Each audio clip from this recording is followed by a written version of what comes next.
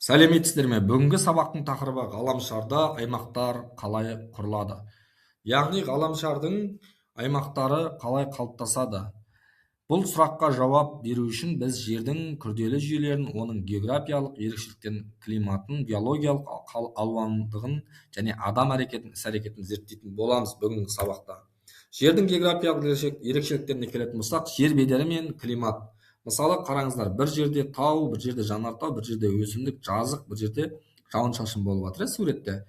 Яғни бұл жерде қараңыз, жер бедері, климат және өсімдіктерге байланысты болып тұр.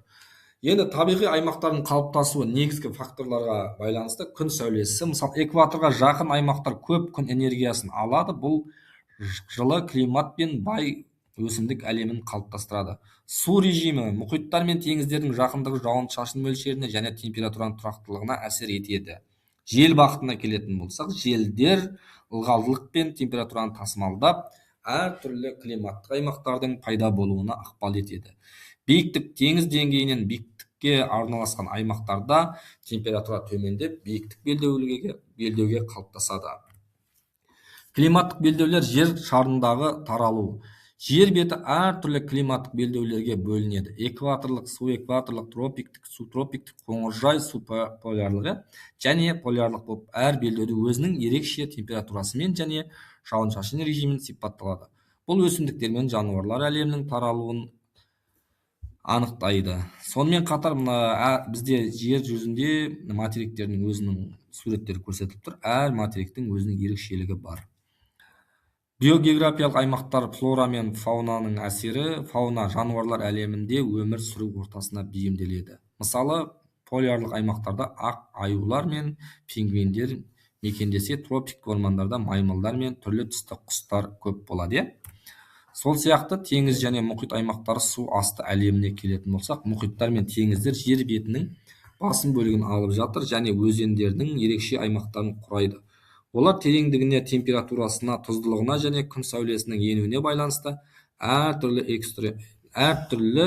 бөлінеді. Маржан рифтері бастап мұхиттың ең терең шұңқырларына дейін әр аймақтың өзіндік өмір формалары бар. Адам әрекетінің әсерінен антропогендік факторлар, мысалы орманды кесу, ластану, климаттың өзгеру. Бұл адамның іс-әрекетінен орманға зияны деген мағынаны білдіреді. Урбанизация және қалалық аймақтар, мегаполистердің өсу. Адамдардың қалаларға шоғырлануы урбанизацияны тудырады. Бұл жаңа аймақтардың қалыптасуына әкеледі. Мегаполистер өздерінің ерекше микроклиматтық, экономикалық және әлеуметтік құрылымымен ерекшеленеді. Олар табиғи ландшафттардың өзгертіп және